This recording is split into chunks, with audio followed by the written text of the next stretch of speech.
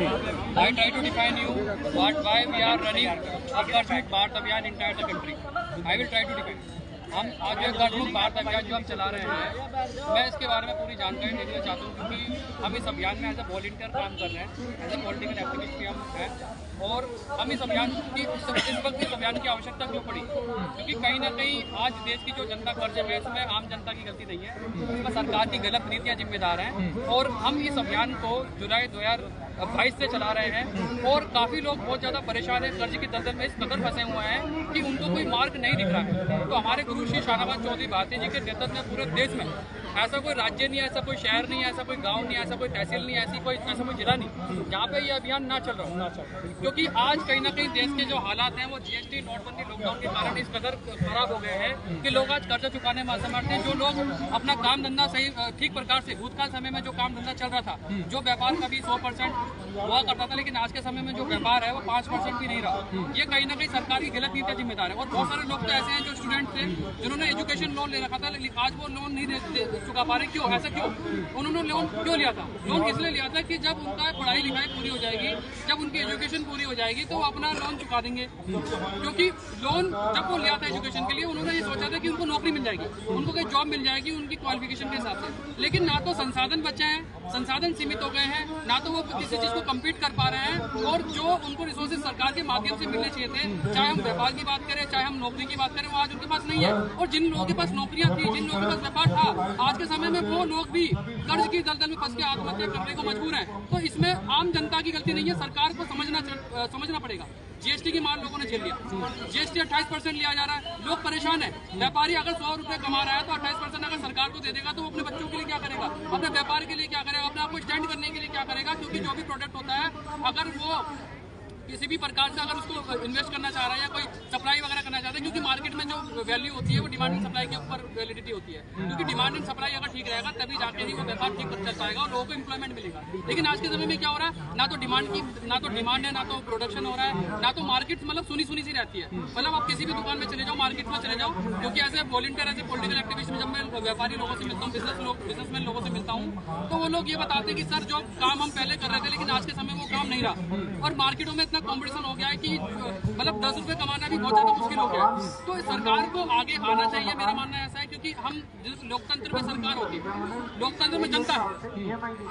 सरकार का जो गठन होता है वो लोकतंत्र के माध्यम से, यानी कि जनता के मताधिकार के माध्यम से ही होता है। अब या तो सरकार तानाशाही कर रही है या तो सरकार डिक्टेटरशिप में उतर गई है।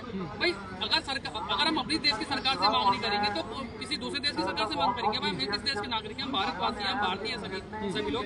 हम जन्म से लेकर मृत्यु तक हम भारतीय ही रहते हैं, क्योंकि हमारा जन्म इस मिट्टी में हुआ है। क्या लगता है आपको कि जिस तरीके से अगर यूँ कहें कि प्रधानमंत्री इस समय नरेंद्र मोदी जी, रोजगार किसी के पास है नहीं, कर्जा लोगों ने ले चुके हैं, उसी दौरान में लॉकडाउन भी लगा, उसी दौरान में कोरोना पीरियड भी आया।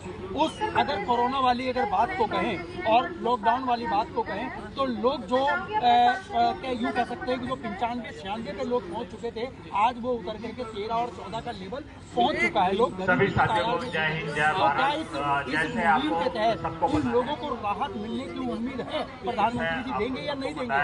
बिल्कुल, प्रधानमंत्री श्री नरेंद्र मोदी जी से देखो, हमारी किसी पॉलिटिकल पार्टी से या किसी नेता से हमारी कोई लड़ाई नहीं चल रही है। हमारी एक मांग है भाई, जिस प्रकार आप बड़े उद्योगपति लोगों का लाखों रुपया कर्जा माफ कर देते हैं। जैसे अभी हाल ही में सनी देओल जी का, जो कि सनी देओल जी जो कि हमारे अभिनेता है वो, तो उन्होंने जो डिफॉल्टर थे वो 56 करोड़ रुपए का उनके ऊपर डिफॉल्ट था। उन बैंक ऑफ बड़ौदा जो है उनके ऊपर, उनके लिए जो है एक वो निकालता है, ऑप्शन का नोटिस निकालता है। बैंक ऑफ बड़ौदा किसी के बाप की जागीर नहीं है, बैंक ऑफ बड़ौदा आम जनता का है। और आम जनता का जो पैसा है वो हमारे जितने भी सरकारी बैंक है, चाहे प्राइवेट बैंक है, सब हमारा पैसा डिपॉजिट होता है। तो बैंक ऑफ बड़ौदा जो है उनके खिलाफ एक नोटिस निकालता है जिसका नाम है ई ऑप्शन। ई ऑप्शन का मतलब होता है ई नीलामी। उनका जो बंगला था जो कि 56 करोड़ का था, जो कि शायद गुजरात में, तो उस बंगले की नीलामी करने वाला था। सनी देओल जी जो है भारतीय जनता पार्टी के सांसद है, अब मुझे समझ में ये नहीं आया कि जो आपने नोटिस निकाला और नोटिस वापस क्यों कर लिया।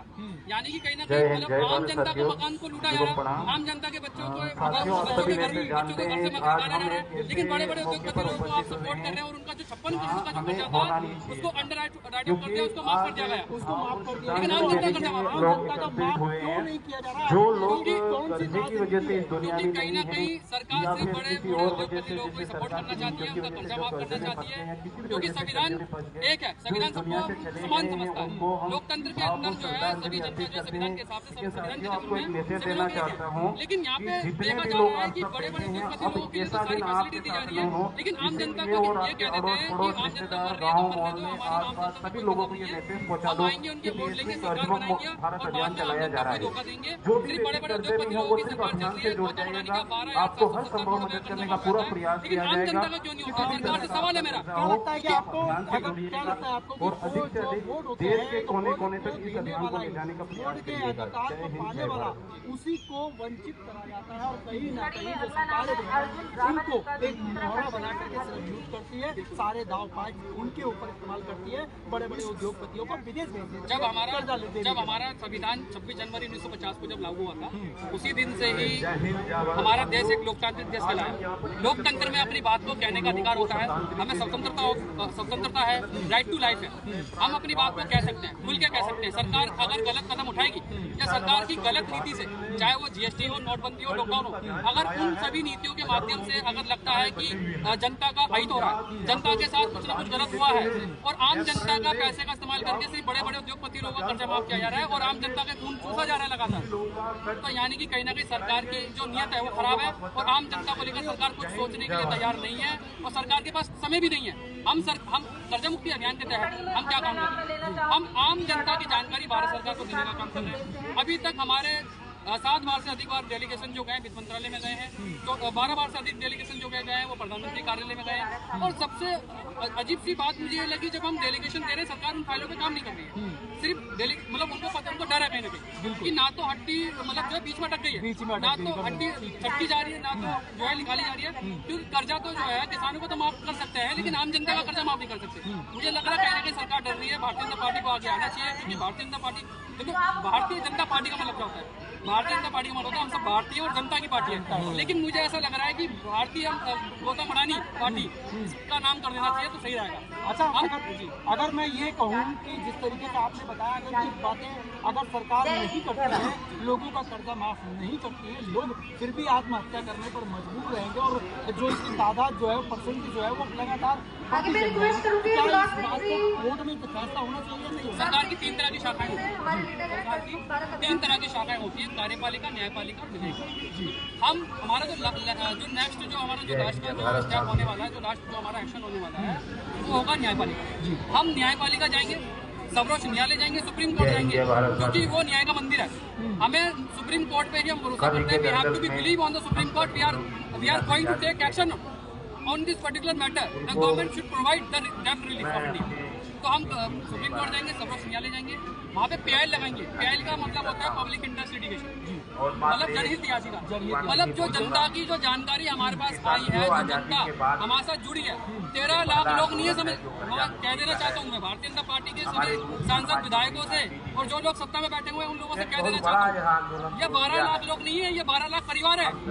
ये वो जनता है जो सरकार चुनना जानती है, सरकार को सत्ता में भेजना जानती है और सरकार को सत्ता से गिराना भी जानती है। सत्ता को आप लोगों को सत्ता से उखाड़ फेंकने का भी काम ये जनता कर सकती है, तो अभी भी आपके पास समय है। यह संख्या लगातार बढ़ती जा रही है और हमारे गुरु श्री शारावत चौधरी भारती जी लगातार इस अभियान को, इस मुहिम को आगे बढ़ा रहे हैं और हम उनके साथ कंधे से कंधा मिलाकर चल रहे हैं। एज ए वॉलंटियर में काम कर रहा हूँ त्रिलोकपुरी विधानसभा से, इस दिल्ली लोकसभा से श्री आनंद कुमार गुप्ता भारती जी के साथ मिलकर इस अभियान को आगे बढ़ाया जा रहा है। हमारा जो नेक्स्ट स्टेप होगा PIL होगा, हम PIL लगाने जा रहे हैं, सुप्रीम कोर्ट जाने वाले हैं। आम जनता की आवाज जो है सड़क से लेकर संसद तक हम लड़ने के लिए तैयार हैं, उनकी समस्या का समाधान करने के लिए तैयार हैं। सरकार को आगे आना पड़ेगा, अगर नहीं आएगी तो हम पूरे देश में we need a new political revolution in the country, entire the country. हम हार मानने वाले नहीं है, PIL लगाएंगे, सरकार से सवाल करेंगे, सरकार से सवाल करेंगे, सरकार सर्वोच्च न्यायालय में जाएंगे हम।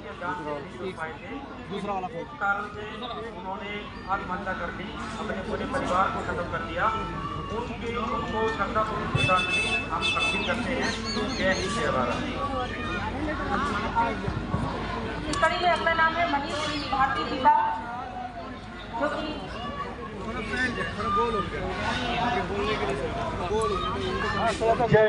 आगे की रणनीति बताएं तो कैसे लगा दो माइक। सब लोग